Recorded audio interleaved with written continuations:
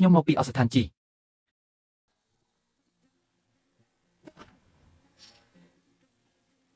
ខ្ញុំនឹងកែសម្រួលផែនការត្រឹមត្រូវ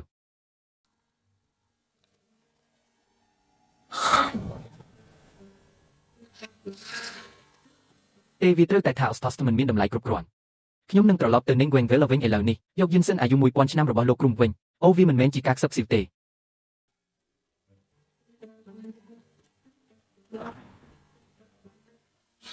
គេញ៉ាកំពុងធ្វើការយ៉ាងខ្លាំងលើការព្យាបាលខ្ញុំបានរត់ជុំវិញខ្លួនខ្ញុំប៉ុន្តែខ្ញុំលួចថ្នាំនៅពីក្រោយខ្នងខ្ញុំមិននឹកស្មានថាខ្ញុំនឹងក្លាយជាមនុស្សគួរឲ្យស្អប់ខ្ពើមបែបនេះទេប៉ុន្តែក្រៅពីវិធីសាស្ត្រនេះខ្ញុំមិនដឹងពីរបៀបរក្សាអ្នកនៅទីនេះទេលោកកេឆេងវ៉ៃរំពេចនោះខ្ញុំនឹកឃើញថ្នាំគ្រាប់ចល័តដែលខ្ញុំរៀបចំសម្រាប់អ្នកខ្ញុំភ្លេចឲ្យវាទៅអ្នក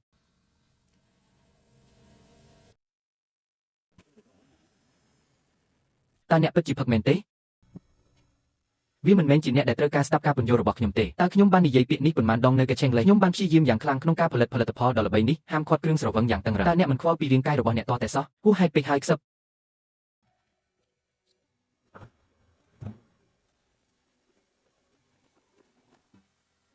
បងប្អូនប្រុសស្រីតូចហេតុអ្វីបានជាអ្នកនៅទីនេះខ្ញុំបានអញ្ជើញអ្នកយ៉ាងពិសេសមកពីពណ៌សិល្បៈរបស់ខ្ញុំបន្ទាប់ពីការរៀបចំជាច្រើនឆ្នាំទីបំផុតថ្ងៃបានមកដល់ហើយហេតុអីប្អូនស្រីខ្ញុំមើលងាយតើអ្នកណាប្រាប់អ្នកឲ្យឈប់និយាយអំពីវាពួកគេសុទ្ធតែជាអតិថិជន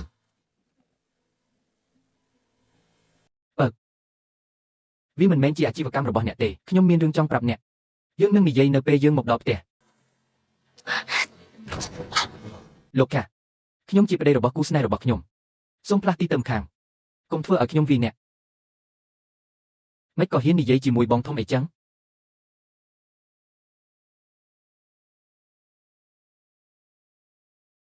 កុំធ្វើឲ្យខ្ញុំវាអ្នកមិនក៏ហ៊ាននិយាយជាមួយបងធំអីចឹងតើអ្នកពិតជានៅជាមួយគាត់មែនទេខ្ញុំនិងខ្ញុំធំឡើងជាមួយគ្នាពេលខ្ញុំធ្លាក់ពីច្រាំងថ្មភ្នំពេលប្រមូលស្មៅបងប្រុសរបស់ខ្ញុំបានប្រថុយជីវិតដើម្បីជួយសង្គមខ្ញុំគាត់និងខ្ញុំមានចំណងជីវិតឬស្លាប់តើអ្នកអាចធ្វើវាបានទេធ្វើមិនដឹងថាខ្ញុំធ្វើមិនបានអ្នកមិនអាចមើលថែសុខភាពខ្លួនឯងបានទេខ្ញុំពឹងអ្នកមើលថែខ្ញុំឲ្យបានល្អនោះគឺដោយសារតែវាគ្រប់គ្រាន់ហើយខ្ញុំមិនចង់ការពីអ្នកទេហេលោកគ្រូមិនបាននិយាយថាយើងទៅមើលការតាំងពីពណ៌សិល្បៈទេតោះទៅ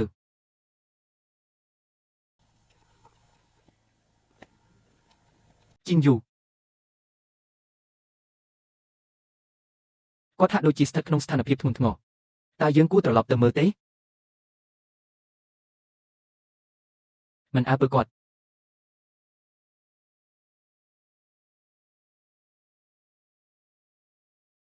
ខ្ញុំឆ្ងល់ថាតើគេចេញលេងកំពុងធ្វើអ្វី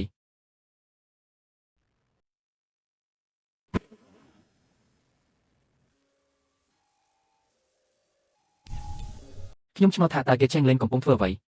ឬអ្នកអាចសួរបើលើចេនតើខ្ញុំប្រើអ្វីគាត់តែងតែផឹកតើខ្ញុំអាចធ្វើអ្វីបាន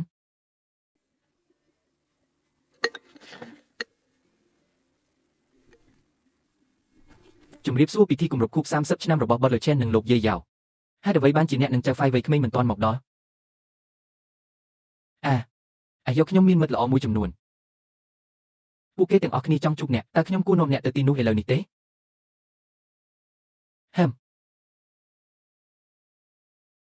ភ្ញៀវបានមកទាំងអស់ហើយប៉ុន្តែសមាជិកគ្រួសារយើងមិនទាន់មកទេរដ្ឋមន្ត្រីនេះមានការចងចាំដ៏គួរឲ្យភ័យខ្លាចលោកព្រះវ័យក្មេងបានមកដល់ហើយកុំប្រញាប់លើកនេះស៊ីណានដែលជាឪពុកនៃកិច្ចព្រមព្រៀងពិតជាដឹងថាខ្លួនខុស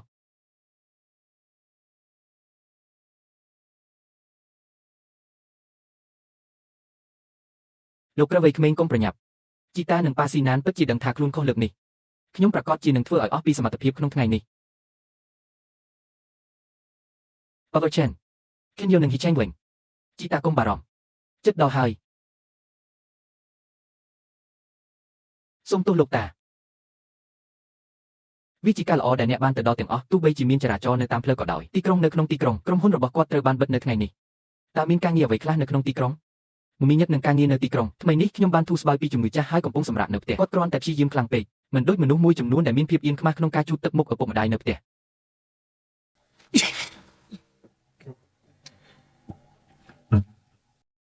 មនុស្សទាំងនេះប្រហែលជា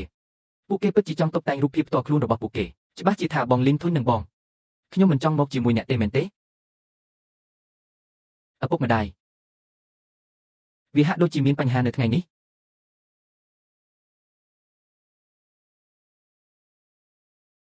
បន្ទាប់ពីអូនរៀបការជាមួយបងលីនតើអ្នកធ្លាប់មកជួបឪពុកសំបីតែម្ដងទេរបៀបឥឡូវនេះអ្នកមានអារម្មណ៍ថាអ្នកបានឡើងជណ្ដើរសង្គមអ្នកមើលងាយយើងហ៎មិនក៏ធុញនឹងគ្នាក្រោយរៀបការបានប៉ុន្មានថ្ងៃអ្នកត្រូវតែមានអារម្មណ៍ភ័យខ្លាចនៅខាងក្នុងបាទខ្ញុំទើបតែនិយាយថាឆេងលេងទើបតែសម្រាប់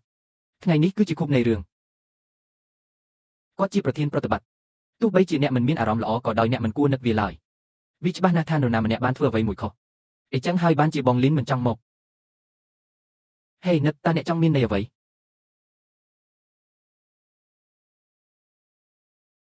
ខ្ញុំសូមបង្ហាញរូបថតមួយសន្លឹកនោះពិតជាការបង្ហាញមួយមើលស្ត្រីនេះតើមានអ្វីកើតឡើងជាមួយបេខេងខេងតើមានអ្វីកើតឡើងជីដាជឿលើអ្នក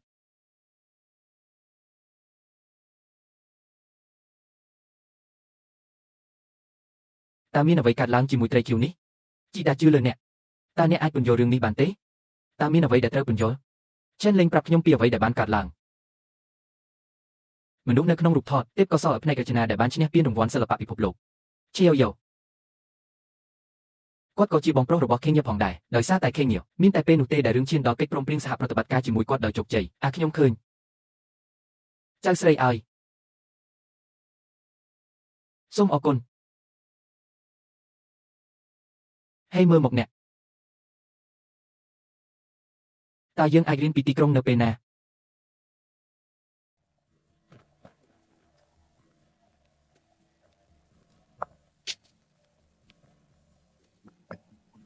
មិនក៏ខ្ញុំមិនដឹងខ្ញុំត្រូវសហការជាមួយកងជិះបើអ្នកមិនចង់រងគ្រោះដោយជំហរគ្រប់គ្រងជប៉ុនអ្នកគួរសហការជាមួយខ្ញុំល្អជាង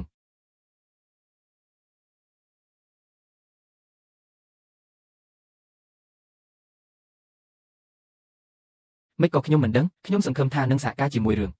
បើមិនចង់ងាយឈឺអ្នកគួរសហការជាមួយខ្ញុំល្អជាងអ្នកមិនខ្វល់ពីទំនាក់ទំនងរបស់ខ្ញុំជាមួយអីខ្ញុំមានទំនុកចិត្តលើខ្លួនឯងអ្នកចាត់ទុកបងប្រុសរបស់អ្នកដូចជាគ្រួសារគាត់ក៏ជាគ្រួសាររបស់ខ្ញុំដែរលោកកេឆេងវ៉ៃទំនាក់ទំនងរបស់យើងនឹងបញ្ចប់ឆាប់នេះការចូលរួមគ្នាខ្លាំងពេកនឹងធ្វើឲ្យអ្នកទាំងពីរឈឺចាប់ពួកយើងចូលយើងគ្រាន់តែជាមិត្តចុះបើខ្ញុំមិនចង់ធ្វើជាមិត្តពេលខេងយ៉ូខ្ញុំចង់ស៊ូទ្រាំនឹងការជាក្បាលជាងពន្យាពេលការព្យាបាលតើអ្នកពិតជាមិនយល់ថាហេតុអ្វីព្រោះខ្ញុំស្រឡាញ់អ្នកយើងគ្រាន់តែជាដៃគូអាជីវកម្មប៉ុណ្ណោះប្រសិនបើគ្មានការដោះដូរតម្លៃពួកគេនឹងមិននៅជាមួយគ្នាទេហេតុអ្វីបានជាអ្នកមិនជឿលើអារម្មណ៍របស់ខ្ញុំចំពោះអ្នកក្រណាត់រោមជាម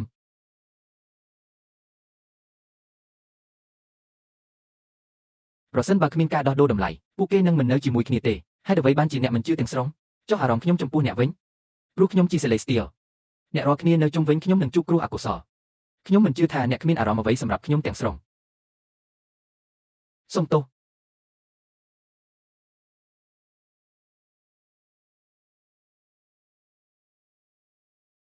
តើខ្ញុំអាចមិនចូលចិត្តអ្នកនៅទីក្រុងបុរាណនេះដោយរបៀបណា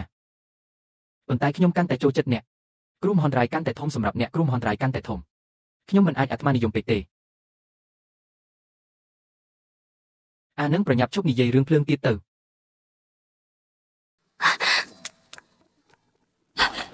អូនឲ្យមកឆាប់ពន្លត់ភ្លើងប្រភពភ្លើង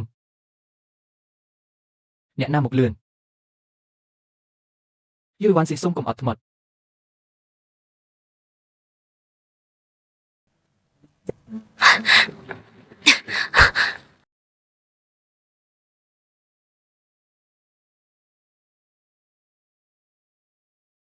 ឆាប់ជួយសង្គ្រោះគេសង្គ្រោះមនុស្សហាជីនយូអូវាល្អណាស់ដែលអ្នកមិននៅទីនោះតើគាត់នៅជាមួយអ្នកទេជូលេងស្ថិតនៅក្នុងវីឡាហាចៅហ្វាយនិយាយអត់បងប្រុសច្បងប្រហែលជាប្រញាប់ទេខ្ញុំនឹងទៅសង្គ្រោះគាត់ទេអ្នកត្រូវតែទៅជួយសង្គ្រោះគាត់ឲ្យយក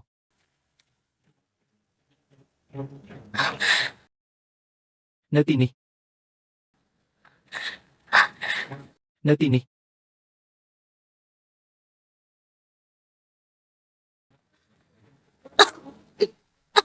ឆាយយក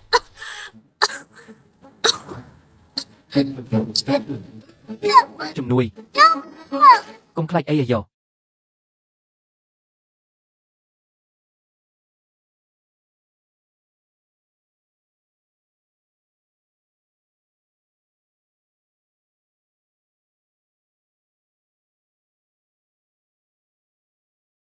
តើក្មួយនេះមកពីណាអូជាទីស្រឡាញ់អ្នកបំផ្លាញផែនការរបស់យើង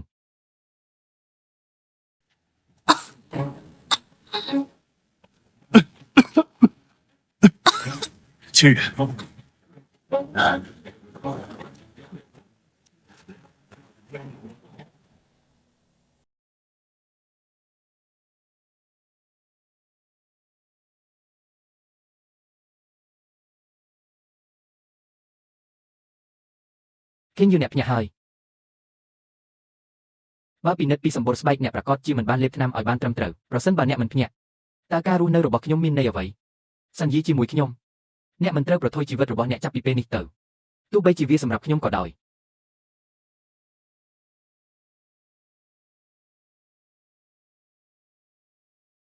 ប៉ុន្តែបើខ្ញុំមិនប្រញាប់ចូលក្នុងភ្លើងពួកគេប្រហែលជាមិនចងចាំការពិតពីអតីតកាលទេ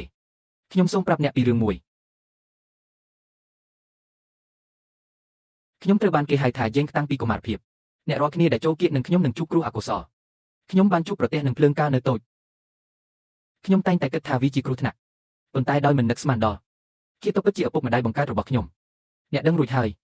តើវាមានន័យយ៉ាងណាពេលដែលបងស្រីទី2របស់អ្នកមកផ្ទះយើងហើយបានធ្វើរឿងមួយកាលពីលើកមុនខ្ញុំមានអារម្មណ៍ថាដូចជាឪពុកម្ដាយពិតប្រាកដខ្ញុំនឹងមិនអនុញ្ញាតឲ្យមានការអត្ថាធិប្បាយពីតារាយេងឯកោទុកឲ្យកូនស្លាប់ទៅដូច្នេះខ្ញុំបានស្រាវជ្រាវខ្លះវឌ្ឍនភាពទើបតែចាប់ផ្ដើមថ្មីនេះពួកគេពិតជាចង់សម្លាប់ខ្ញុំប៉ុន្តែវាមិនមែនដោយសារតែអ្នកមានសំណាងអាក្រក់នោះទេខ្លាចប៉ះពាល់ពួកគេព្រោះពួកគេត្រូវការលុយដើម្បីបើកអាជីវកម្មនោះហើយជាមូលហេតុដែលខ្ញុំទិញអ្នកធានារ៉ាប់រងតម្លៃខ្ពស់រៀបចំផែនការដើម្បីដកប្រាក់ចេញនៅប្រាក់ចំណេញដែលមិនរំពឹងទុករបស់អ្នកដំបូងឡើយខ្ញុំគិតថាពួកគេគ្រាន់តែលំអៀងនឹងឈាមត្រជាក់ខ្ញុំមិនដែលរំពឹងថាវានឹងសាហាវយ៉ាងនេះទេ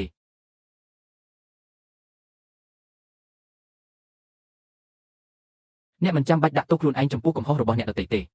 ហើយសូមកុំបន្តបដិសេធខ្ញុំទុកការសោកស្ដាយរបស់អ្នកទាំងអស់មកខ្ញុំហើយខ្ញុំនឹងជួយអ្នករំសាយកំហឹងរបស់អ្នកយើងជាគ្រួសារតើអ្នកមិនខ្លាចខ្ញុំនឹងទាញអ្នកចុះជាមួយខ្ញុំទេអ្នកគឺជាជីវិតរបស់ខ្ញុំការជួបអ្នកគឺជាសំណាងរបស់ខ្ញុំ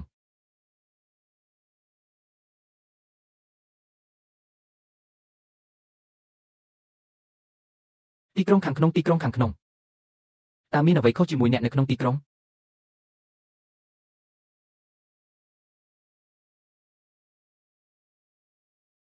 ចៅហ្វាយងាយលោកគ្រូសូមសង្គ្រោះទីក្រុង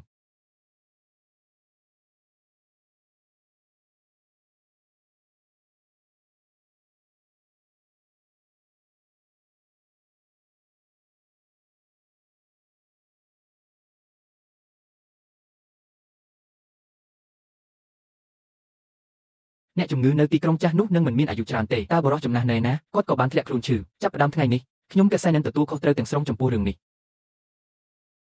អ្នកហើយតើអ្នកបានធ្វើអ្វីខ្លះនៅក្នុងទីក្រុងចាស់ពីមុនប្រហែលជាមានមនុស្សពីរបីនាក់នៅជុំវិញខ្ញុំព្យាយាមនាំខ្ញុំឡើងច្រើនចោលទាំងអស់ខ្ញុំបានខ្ជិលខ្ជាយឆ្នាំទាំងអស់នេះក្នុងការបង្រៀនអ្នកសូម្បីតែមើលមិនឃើញតាមរយៈល្បិចតូចមួយនេះវិធីសាស្ត្រនៃការព្យាបាលគឺខុសទាំងអស់សូមទោសលោកគ្រូខ្ញុំក៏ច្របូកច្របល់ដែរព្រោះខ្ញុំបារម្ភអ្នកមិនត្រូវបានអនុញ្ញាតឲ្យញ៉ាំនៅយប់នេះបាទខ្ញុំនឹងអាណិតទីក្រុង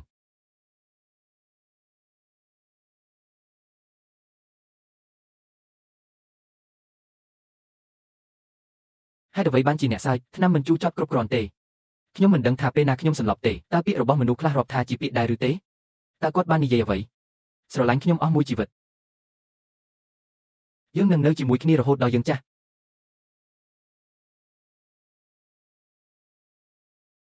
អ្នកក៏ត្រូវផ្ដល់ឲ្យខ្ញុំនៅកូនពីរនាក់ផងដែរម្នាក់ដូចឪពុកដូចជាកុំនិយាយអ្វីខ្ញុំគិតថាខ្ញុំបានប្រែក្លាយសំណាងអាក្រក់ទៅជាពរជ័យប្រសិនបើវាមិនមែនសម្រាប់គ្រោះថ្នាក់នេះខ្ញុំខ្លាចថាខ្ញុំនឹងមិនបានឮពីអារម្មណ៍ពិតរបស់អ្នកក្នុងមួយជីវិតនេះយើងនឹងមិនបែកគ្នាទៀតទេបាទមិនដែលបែកគ្នាទេ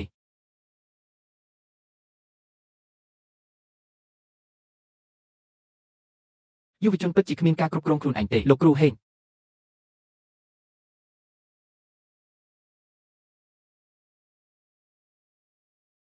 ខ្ញុំតែងតែគិតការហូរឈាមខាងក្នុងរបស់អ្នកបណ្ដាលមកពីការស្រូបផ្សែងវិជ្ជាបណ្ឌិតបានមើលរំលងជាតិពុលនៅក្នុងខ្លួនរបស់អ្នកខ្ញុំស្ទើរតែធ្វើឲ្យអ្នកមានបញ្ហាប្រសិនបើវាមិនមែនសម្រាប់អ្នក ខ្ញុំប្រហែលជាបានស្លាប់យូរហើយខេងយាខ្ញុំមិនអនុញ្ញាតឲ្យអ្នកនិយាយអំពីខ្លួនអ្នកបែបនេះទេជប់ស្រឡាញ់គេទៀតទៅដឺវីលើកនេះខេងយាពិតជាមិនអាចបន្តបានទាំងស្រុងកំណត់ត្រាវិទ្យាសាស្ត្ររបស់អ្នកពិតជាមានភាពប្រសើរឡើងបន្តិចម្ដងតាមទ្រឹស្ដីមិនគួរមានការកើតឡើងវិញនៃជំងឺធ្ងន់ធ្ងរបែបនេះទេលុះត្រាតែហ៊ូហ្វេលុះត្រាតែអ្នកទៅតាក់ទងនឹងអ្នកជួញដូរគ្រឿងញៀនពីក្រោយមក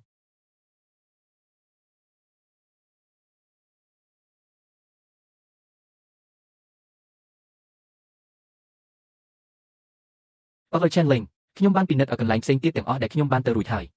បញ្ហាប្រហែលជាស្ថិតនៅក្នុងគ្រួសារតើភ្លើងធូបនេះដាក់នៅទីនេះនៅពេលណាវាគឺបន្ទាប់ពីខួបកំណើតរបស់បុរសចំណាស់លោកបានជ្រើសរើសពិសេសនៅកាដូខួបកំណើតជាច្រើនដែលលោកពេញចិត្តអំណោយសម្រាប់ចៅហ្វាយនីវ័យក្មេងធូបនេះត្រូវបានគេនិយាយថាមានអត្ថប្រយោជន៍ចំពោះសុខភាពគ្រូចាស់ប្រាប់ថាត្រូវអុជរាល់ថ្ងៃប្រអប់នេះខុសជាការពិតថ្នាំពុលដែលមានសកម្មភាពយឺតត្រូវបានបន្ថែមទៅវាប្រហែលជាវាជាប្រភេទសាឡាដែលអ្នកបានចូលរៀនកាលពីពេលនោះការស្រូបចូលវានឹងធ្វើឲ្យជាតិពុលកកកុញនៅក្នុងមនុស្សធម្មតាវានឹងមិនមានប្រតិកម្មក្នុងរយៈពេលខ្លីទេប៉ុន្តែដោយសារអ្នកធ្លាប់ពុលថ្នាំប្រភេទនេះពីមុនមកប្រតិកម្មគឺលឿននិងខ្លាំងជាងអ្នកដទៃជាតិពុលរ៉ាំរ៉ៃ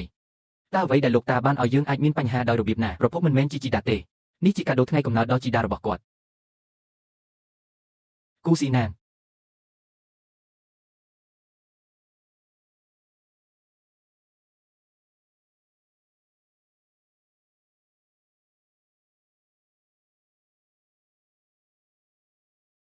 អនុញ្ញាតឲ្យខ្ញុំទៅតើអ្នកដឹងថាខ្ញុំជានរណាទេអនុញ្ញាតឲ្យខ្ញុំទៅអនុញ្ញាតឲ្យខ្ញុំទៅអនុញ្ញាតឲ្យខ្ញុំទៅដាក់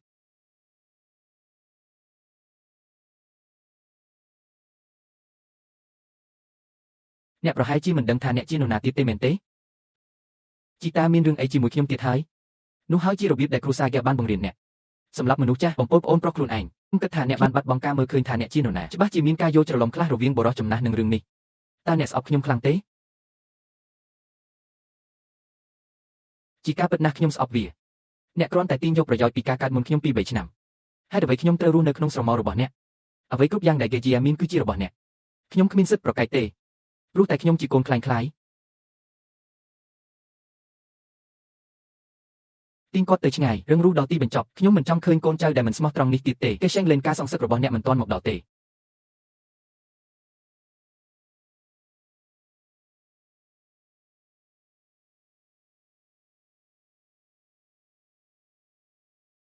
លោកម្ចាស់ខ្ញុំឃើញថាអ្នកចាប់អារម្មណ៍នឹងគំនូរនេះណាស់តម្លៃបច្ចុប្បន្នគឺ38,000រូបតើអ្នកចាប់អារម្មណ៍ទេ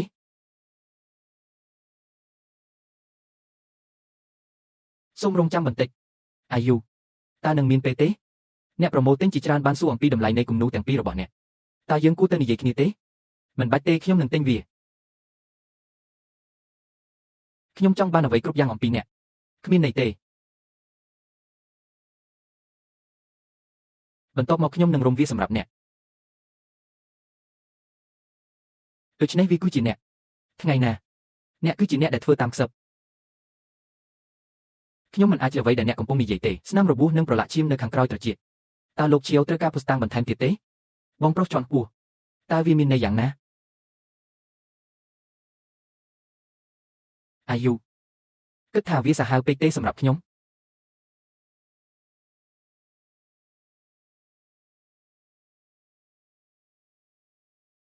មនុស្សដែលហ៊ានប្រថុយគ្រប់យ៉ាងដើម្បីការពារអ្នកនឹងនៅក្បែរអ្នកច្បាស់ជាខ្ញុំគិតថាខ្ញុំអាចបន្តមើលថែអ្នកដោយក្តីស្រឡាញ់នេះប៉ុន្តែចុះអ្នកវិញតើអ្នកបានពិចារណាខ្ញុំទេគាត់ចង់រៀបការคล้ายៗជាមួយគាត់ជាជាងចាត់ទុកខ្ញុំតែងតែចាត់ទុកអ្នកជាបងប្រុសជិតស្និទ្ធបំផុតរបស់ខ្ញុំចុះបើខ្ញុំមានគ្រោះថ្នាក់តើអ្នកហ៊ានប្រថុយគ្រប់យ៉ាងដើម្បីសង្គ្រោះខ្ញុំទេខ្ញុំអាចធ្វើបានបងប្រុសច្បងអ្នកគឺជាគ្រួសាររបស់ខ្ញុំអាយុខ្ញុំពិតជាមិនអាចធ្វើអ្វីជាមួយអ្នកបានទេចាប់ពីចំណុចនេះទៅខ្ញុំជាបងប្រុសរបស់អ្នកក្នុងនាមជាបងប្រុសតើខ្ញុំគួរផ្ដល់អំណោយបែបណាដល់បងស្រីដឹងទេថាហេតុអ្វីបានជាឪពុកម្ដាយរបស់អ្នកគ្មានចិត្តចំពោះអ្នកម៉ា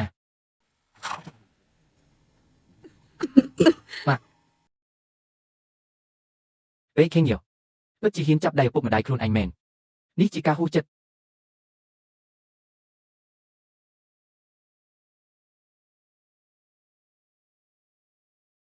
ហាហាហាម៉ាពេលខេងយោពិតជាហ៊ានចាប់ដៃឪពុកម្ដាយខ្លួនឯងមែននេះជាការហួសចិត្តកុំនិយាយម្ដងទៀត ម្ជុលនេះនឹងធ្វើឲ្យអ្នករបួសយ៉ាងធ្ងន់ធ្ងរវានឹងមានអារម្មណ៍ថាស្លាប់ខ្ញុំនឹងនិយាយមើលថាគាត់គួរឲ្យស្រឡាញ់ប៉ុណ្ណាឃើញរបស់យើងគឺល្អខ្លាំងណាស់ផ្ដល់ស្នាមញញឹមឲ្យគាត់ផងគាត់គួរឲ្យស្រឡាញ់ណាស់ហាហើយដានេះជាអ្នកណា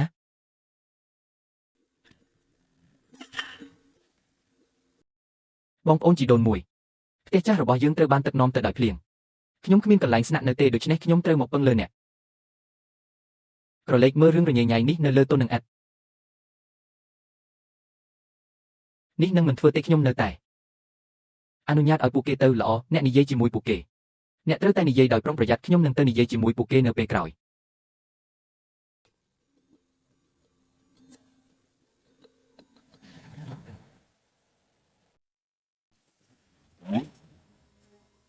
បងប្អូនជីដូនមួយនិងប្រពន្ធរបស់បងប្អូនជីដូនមួយទឹកដោះគោខ្លះគេងលក់ស្រួលនៅពេលយប់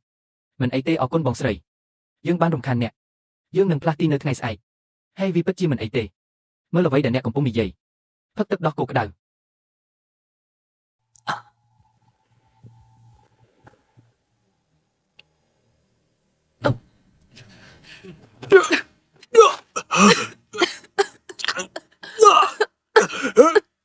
បងប្អូនជីដូនមួយប្រពន្ធរបស់បងប្អូនជីដូនមួយបានស្រក់ទឹកភ្នែកទីបំផុតខ្ញុំបានរងចាំថ្ងៃនេះចាប់ពីពេលនេះទៅនេះនឹងក្លាយជាផ្ទះរបស់យើងហើយហា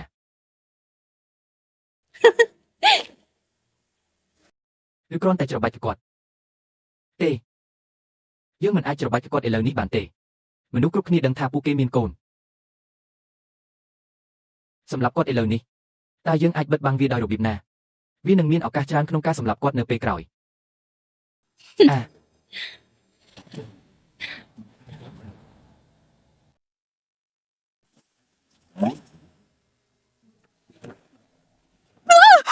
ក្មេងស្រីព្រៃតើអ្នកចង់បះបោះទេដូច្នេះអ្នកជាអ្នកសម្លាប់គ្រួសារខ្ញុំកាលពីពេលនោះជាតោឪពុកបង្កើតវាមិនត្រឹមតែបំផ្លាញគ្រួសារខ្ញុំប៉ុណ្ណោះទេវាថែមទាំងបណ្ដាលឲ្យខ្ញុំស្លាប់ទៀតផងពួកគេចង់ដុតខ្ញុំទាំងរស់អ្នកណាប្រាប់អ្នកថាអាក្រក់យ៉ាងនេះរឿងអកុសលរាប់មិនអស់គាត់ជាតារាឯកដែលត្រូវបណ្ដាសាចុះបើយើងជាប់ក្នុងរឿងនេះចុះហេតុអ្វីបានជាអ្នកនៅតែឲ្យខ្ញុំរៀបការជាមួយហ៊ូស៊ីណានពិធីបុណ្យសពរបស់យើងមិនអាចទទួលយកបានទៀតទេបើគ្មានការវិនិយោគរបស់គេជាទេយើងនឹងខ្សែធនជាយូរមកហើយមិនមានជំរឿផ្សេងក្រៅពីរៀបចំអាពាហ៍ពិពាហ៍អំពើល្អបែបនេះគឺការរៀបការក្នុងគ្រួសារអ្នកមានមិនឲ្យកូនស្រីឯងទៅនរណាមិនដឹងថាកេសែនមានចរិតមិនទៀងស្ត្រីជាច្រើននៅជុំវិញតើខ្ញុំអាចឲ្យសត្វអូតរបស់ខ្ញុំលោតចូលទៅក្នុងរណ្ដៅភ្លើងដោយរបៀបណាបងប្រុសលីនខ្ញុំតែងតែចូលចិត្តអ្នកគ្រប់គ្រងបេតើអ្វីដែលធ្វើឲ្យគាត់ប្រសើរជាងខ្ញុំ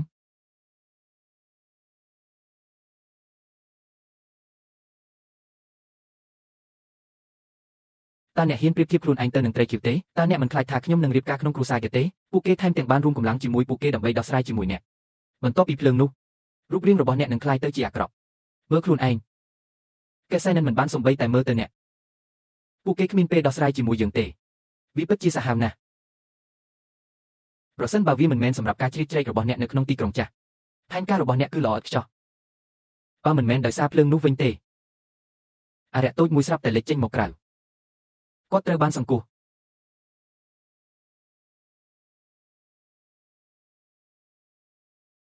ខ្ញុំបានប្រាប់អ្នកដូច្នេះអ្នកមិនសកម្មភ្លើភេទតតែសោះការពិតចេញមកប៉ាត់ពួកគេមិនអាចបង្ហាញរូបភាពរបស់ជនរងគ្រោះអស់រយៈពេលជាច្រើនឆ្នាំខ្ញុំបានជឿថាវាជាការពិតខ្ញុំស្ទើរតែនឹកអ្នកពួកគេសមនឹងស្លាប់អ្នកក៏បានយកទ្រព្យសម្បត្តិរបស់គ្រួសារបេមកវិញដែរល្អនិងអាក្រក់នៅទីបំផុតនឹងទទួលបានរង្វាន់តើអ្នកដឹងថាអ្វីដែលធ្វើឲ្យខ្ញុំសប្បាយចិត្តបំផុត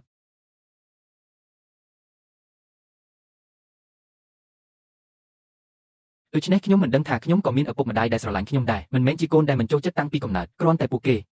គ្មានអ្វីដែលពួកគេអាចធ្វើបានដើម្បីការពារខ្ញុំទេខ្ញុំនឹងនៅជាមួយអ្នកជានិច្ចចាប់ពីពេលនេះទៅ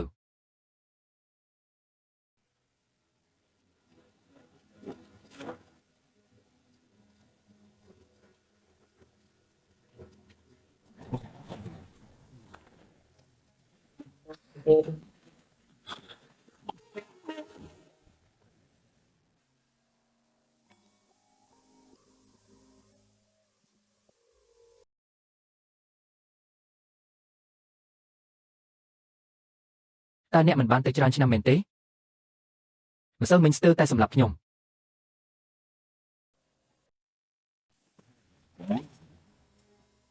នាងនិយាយតាមពិតថាប្តីនាងខ្សោយមើលទៅខ្ញុំនៅតែមិនពេញចិត្តអ្នក